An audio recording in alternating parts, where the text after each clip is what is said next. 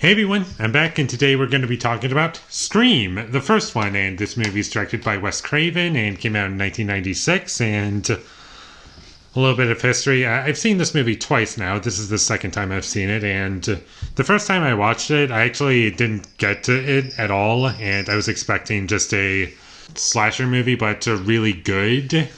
And what I got was just a weird movie that was referencing other horror movies, and I found that really very distracting, and I just didn't like it at all, and I didn't get it, and I really hated it. And I gave it like a 1 out of 10 or something.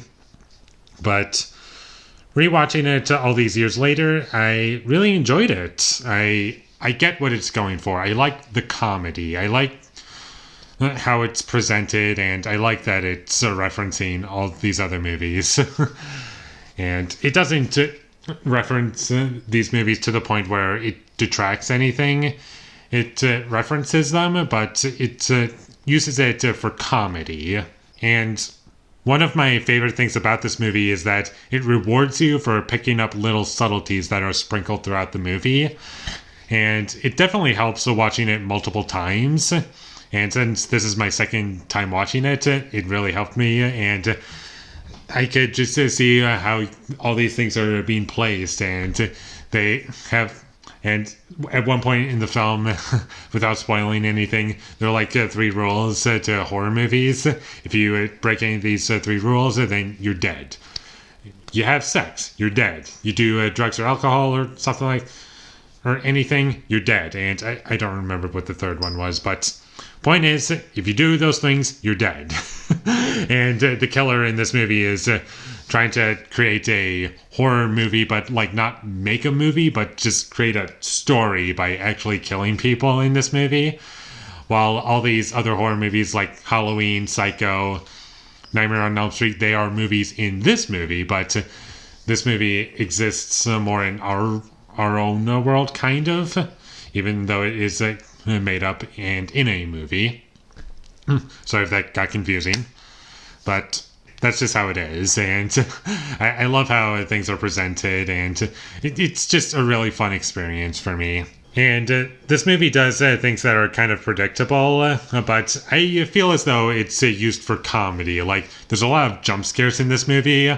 Like, you don't see anything, or like characters are just doing things normally, and then someone will pop out from the side. It's like, hey, and there'll be this loud noise as part of it that's not a part of the film's universe at all, and it's just making these sound effects through editing choices. And in any other movie, that would just come across as really lame and manipulative. But here I feel as though, since it's kind of a satire of horror movies and like deconstructing it and like doing its own thing, while at the same time being a horror movie, it's doing 2 things at once and kind of mixing them together, which is something that I like. I know some people might not like that element about it, but for me personally, I thought that it worked really well. But I'm getting a little off track, but because of what it's going for, I kind of took it as a joke.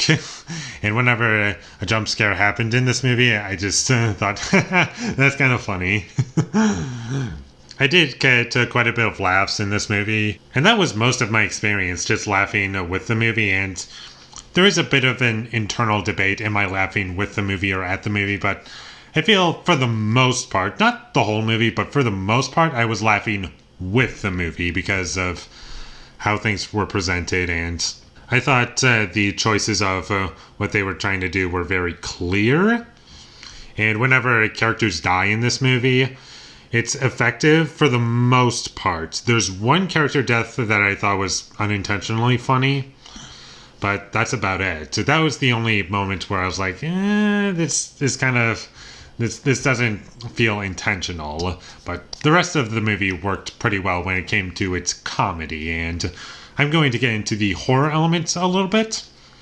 In the opening scene, I think that was really great, and that's definitely where it's at its best. The horror, it worked really well. And for the rest of the movie, it doesn't work as well. And most of it is because it's not really trying. It's just kind of trying to make you laugh and like parody other things that you've seen or should be familiar with in slasher movies or whatever. Once we get to the end, that's where it gets more into a horror movie. And as a horror movie, as a whole, minus the comedy, when it was trying to scare you, my biggest issue with the movie would be that it's not as effective as I think it was as it was trying to be. Because I was only really scared in the opening scene, and that's about it. And another issue that I had with this movie would be that I feel as though it was a little too long.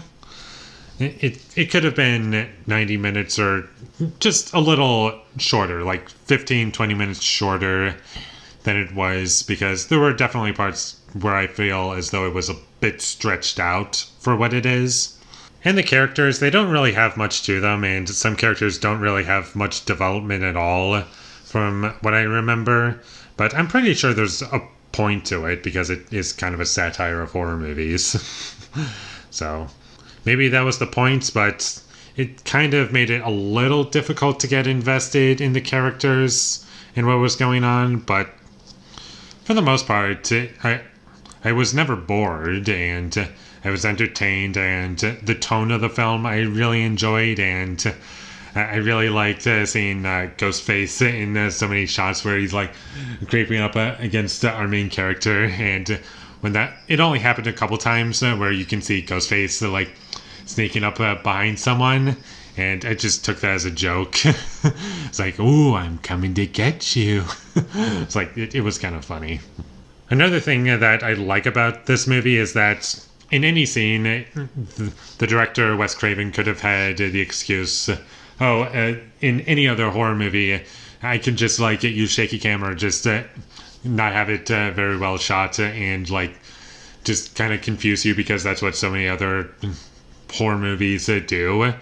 But he didn't. He actually gave this movie a nice visual presentation, and part of the reason why this movie works so well is because of how it's presented, and I just appreciate a lot that went into this movie, and it was a lot of fun. The acting was really good, and the characters, there's not much going on, but they're fun to watch, especially the villain.